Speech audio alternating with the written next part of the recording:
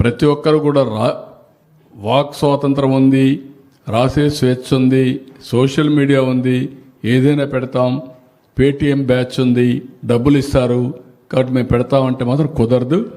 మళ్ళా వాళ్ళు వచ్చి మిమ్మల్ని కాపాడలేరు. ఆ విషయం కూడా గుర్తుపెట్టుకోమని హెచ్చరిస్తున్నాను. సార్, ఇప్పుడు ఒకవైపు మీరు చెబుతానే ఉన్నారు ఎక్సెస్ ఉన్నాయి, ఎలాంటి ఇబ్బంది లేదు ఫెర్టిలైజర్స్కి, ఆందోళన చెందొద్దని. మరోవైపు ఏమో దీని విషయంలో కూడా ఫేక్ పోస్టులు చాలా వరకు వస్తున్నాయి, పెడతారు.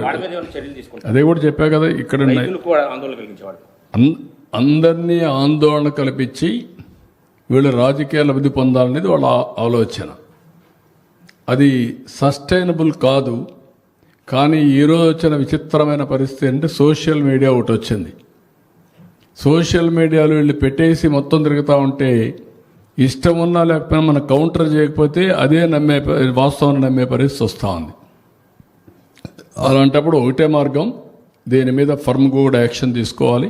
Will take action. అదే నేను చెప్పేది. ఇంకా దానికి ఇవ్వడికేం చేయాలి? ఆడ కొంటున్నాం, 12 రూపాయలు ఇచ్చాం, 4 రూపాయలు మనం 12 రూపాయల వరకు, 4 రూపాయలు కూడా కాదు 12 రూపాయల వరకు కొనమన్నాం. ఎంతైనా ఉండి మినిమం ప్రైస్ 12 రూపాయలు కొనమన్నాం. రైతులకు ఇవన్నీ చేస్తా ఉంటే రైతులకు ఏదో జరిగిపోయిందని కావాలని ప్రచారం చేసి రాజకీయ లబ్ధి కోసం ప్రయత్నం చేయడం నీచం, పరమ దుర్మార్గం కూడా. రైతుల్లో చైతన్యం ఉండాలి, చైతన్యం తీసుకొస్తాం. వాళ్ళు చైతన్యం రావడం కంటే వీళ్ళని కూడా హ్యాండిల్ చేయాలి. లేకపోతే ఇది వాస్తవాన్ని నమ్మి మోసపోయే పరిస్థితికి వస్తున్నారు. అది బాధ. ఒకసారి 2 సార్లు పర్వాలేదు, ఎవ్రీ డే ఏదో ఒకటి. అంటే మనం పనులు చేయాలన్నా ఈడ తప్పుడు ప్రచారాన్ని ఖండించాలన్నా. ఎవరికైనా కొంచెం బాధ వేస్తుంది కదా వీళ్ళు పెట్టే భాష. ఇవన్నీ చూసినాక 100 రోజుల్లో 3,800 కోట్లు ఖర్చు పెట్టి నీళ్లు తీసుకొచ్చి కుప్పానికి ఇస్తే పోయినప్పటి నుంచి విషయం చెప్పడం ఏంటండి? బుద్ధి జ్ఞానం అంతా మీరు మనుషులేనా?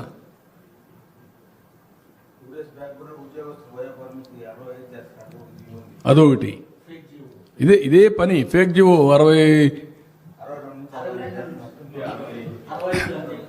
అంటే ముందు ఒకటి క్రియేట్ చేసేయడం, క్రియేట్ చేసిన తర్వాత దానిపైన మనం స్పందించకపోతే ఒకటి, లేకపోతే స్పందిస్తే ఒకటి, మనం చేయలేకపోతే ఒకటి, చేస్తే ఒకటి.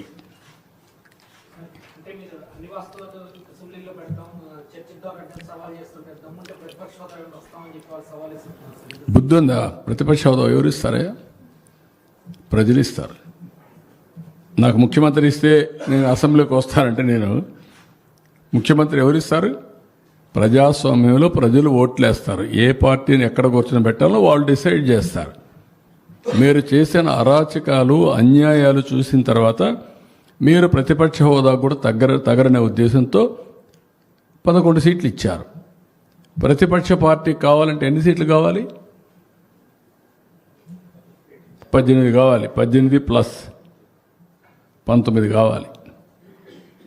17.5 ప్లస్ 1 18.5 19 కావాలి. 19 ఉంటే వస్తుంది. అప్పుడు ఇవ్వరు. అది రైట్, హక్కు, ప్రజలిచ్చే అవకాశం. అది ప్రజలిచ్చే అధికారం. రాజకీయ ప్రభుత్వం ఇచ్చేది కాదు ఇవన్నీ. ఇంతకుముందు 94లో కాంగ్రెస్ పార్టీ ప్రతిపక్ష హోదా ఇవ్వలేదే. 26 మంది గెలిచారు. అప్పుడు ఇవ్వలేదు. ఎందుకు ఇవ్వలేదు?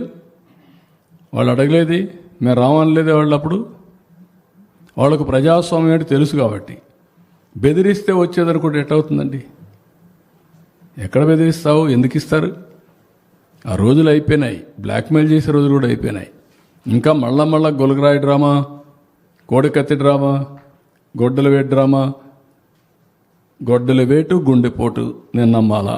ఇప్పుడు కూడా నేను నమ్మాలా? నీళ్ళు ఇస్తే నీళ్ళు ఇవ్వలేదని నేను నమ్మాలా? ఎరువు ఇస్తామంటే ఎరువు ఇవ్వలేదని మీరు హైజాక్ చేస్తే మేము మిమ్మల్ని రైతు ఉద్యమంగా భావించి మీకు జోహార్లు కొట్టాలా? వాళ్ళు దగ్గర పెట్టుకొని పనిచేయండి. మీరు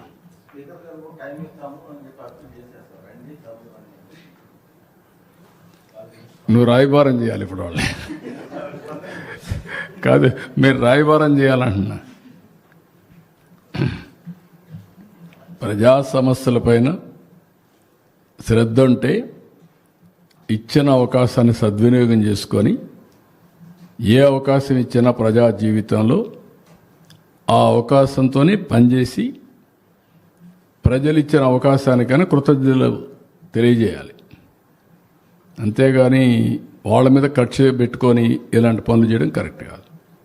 సార్ 2014-19 మధ్య మీరు ఏదైతే సేంద్రియ ఎరువుల కోసం దానికి ఓటునిచ్చి కొన్ని గవర్నమెంట్ కాంపోస్ట్ వాళ్ళు ఏర్పాటు కట్టించారు, అవన్నీ ఇప్పుడు నిరుపయోగం ఉంది. ప్రభుత్వం ఉద్దేశంలో వాటిని మళ్ళీ ఏదైతే ప్రాసెస్ తీసుకొస్తే కనుక ఈ యొక్క ఎరువులు తగ్గించే అవకాశం ఉంటుంది. I'm working that also. ఇప్పుడు ఏంటంటే మొత్తం ఆధునీకరణ తీస్తున్నాం. నా 10 ప్రిన్సిపల్స్లో అగ్రిటెక్ ఒకటి. రాష్ట్రంలో మీరు ఒకసారి చూస్తే రాయలసీమ హార్టికల్చర్, ఇక్కడ మనకు దురదృష్టం ట్రంప్ యొక్క ఇంపాక్ట్ పడింది. అక్వాకల్చర్ దాన్ని ఎట్లా రివైవ్ చేయాలని చేసుకుంటాం.